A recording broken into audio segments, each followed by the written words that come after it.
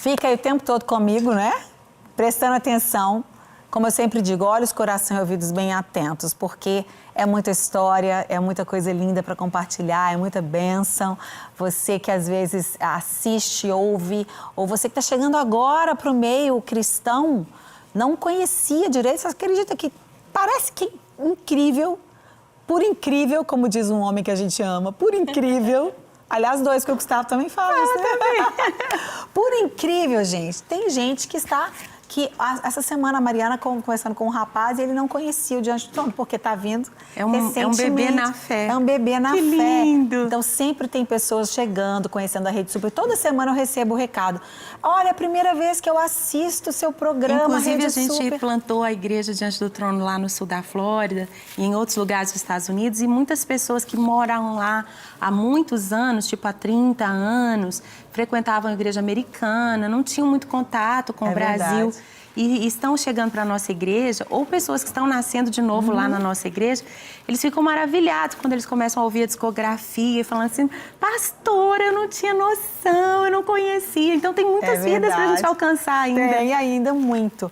Ana, vamos falar do comecinho. Tá. Como é que surgiu, como é que nasceu o Diante do Trono? Bem, Márcia, eu e você já cantávamos juntas na igreja, né, no El Chamá, e eu era a mascotinha do El Chamá.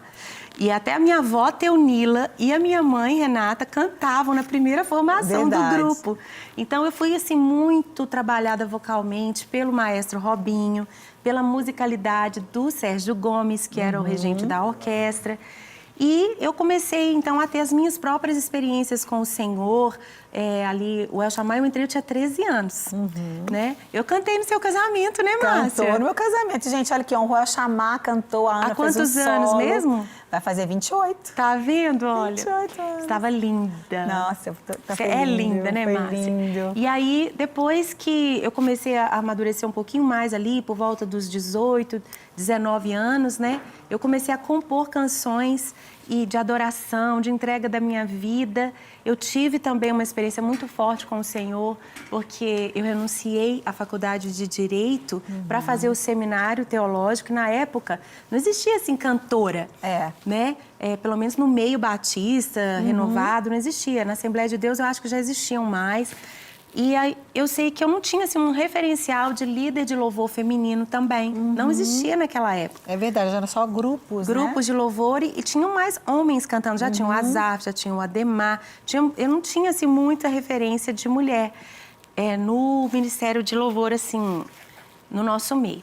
E aí eu sei que eu fui para o seminário teológico e lá eu até recebi um presente de um CD na época da Hillsong, que tinha acabado de lançar a Darlene Check como líder de louvor do álbum inteiro, Aclame o Senhor, Shout to the Lord. E eu ainda mostrei para uma pessoa e falei assim, nossa, um dia, se eu pudesse, eu faria uma coisa assim. Aí ele falou assim, uai, mas você é do Brasil, país de terceiro mundo, você nunca vai conseguir fazer uma coisa tão bonita. Meu Deus. Aquilo, assim, sabe, me desencorajou. Mas... Como diz o outro, Deus falou assim, como é que é? Chora. Eu tive com a ministra Damares ontem, senadora Damares ontem, aí ela falou assim, né, chora diabo, né, assim que ela fala, chora diabo. Isso Olha o que Deus fez, né, porque além de fazer o Diante do Trono com a nossa personalidade, identidade única, né, a gente gravou o próprio Shout to the Lord, eu fiz a versão do álbum todinho, alguns anos depois, a Integrity Music nos contratou para fazer esse álbum, e aquilo foi muito significativo para mim, né? Então, nós estávamos no ano de 97, né? No final do ano, o Kevin Jonas me convidou para ir aos Estados Unidos, onde eu havia estudado, para fazer parte de uma gravação que ele estava liderando na igreja dele. Ele tinha sido meu professor e líder de louvor no seminário, no CFNI em Dallas, e ele estava pastoreando em Nova York. E o meu pai, né, muito visionário, ele falou assim, filha, você vai sim. E eu tinha passado um momento que eu precisava, assim, de um renovo. E ele falou, vai sim, e vai ser muito bom para você. Aprende tudo lá dessa gravação, porque quando voltar, nós vamos gravar aqui. Olha. E a igreja enviou o Sérgio Gomes comigo E lá eu conheci o Randy Adams, que veio a se tornar, né, o nosso engenheiro de gravação e fez discípulos aqui. O André Espíndola, né, que foi um engenheiro de áudio, de PA, de som da Igreja da Lagoinha, de muito tempo no Diante do Trono. Aprendeu muito com as vindas do Randy aqui, pelos próximos 13 anos ele vinha. Até a gente construir o nosso próprio estúdio, ter os nossos próprios equipamentos. No primeiro álbum, por exemplo, a gente teve que importar todo o equipamento de gravação. Meu Deus. Né? Eu sei que aqui nos bastidores está o Rafa, a Maria, eles não podem nem imaginar como é que foi aquilo, porque naquela época eu fiz toda a parte de secretariado da gravação também, com toda a documentação de importação temporária, tudo que vocês possam imaginar, gente. Ou seja, não foi muito fácil, né? Porque a criatividade é comigo mesmo, mas a organização, preciso deles. Nossa, meu Deus, eu sou assim também, meu Deus. Aí eu sei que deu tudo certo, né? A gente foi muito encorajado a fazer a nossa gravação. O Kevin Jonas falou, confia no Randy, ele vai mentorear vocês. Na época nem existia essa palavra, mentorear. A palavra da ele vai moda ajudar agora. vocês, né?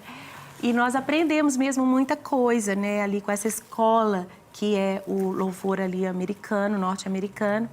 E o meu pai, ao mesmo tempo, tinha voltado da Índia no final de 97 e ele voltou com aquela vontade muito grande que a Igreja da Lagoinha começasse um trabalho missionário com as meninas que estavam no tráfico humano. E nós precisávamos levantar recursos para enviar as primeiras obreiras e foi com a venda de 1 ano e meio de CDs que nós enviamos, né? A Imaculada, que é pastora em Lagoinha até hoje. Beijo pra a Ima. Luciene, e elas foram as primeiras ali a iniciar o trabalho missionário. Então, o Diante do Trono nasceu assim, de um sonho, de coragem, nasceu de missões, nessa visão missionária, e assim a gente continua até hoje. Meu Deus. É tanta história que você está falando, eu fico pensando assim, o que eu vou perguntar? Porque é tanta pergunta que vem na minha cabeça, né? Ana, a gente tem que, infelizmente, também, né, pular um pouquinho, andar um pouco rápido.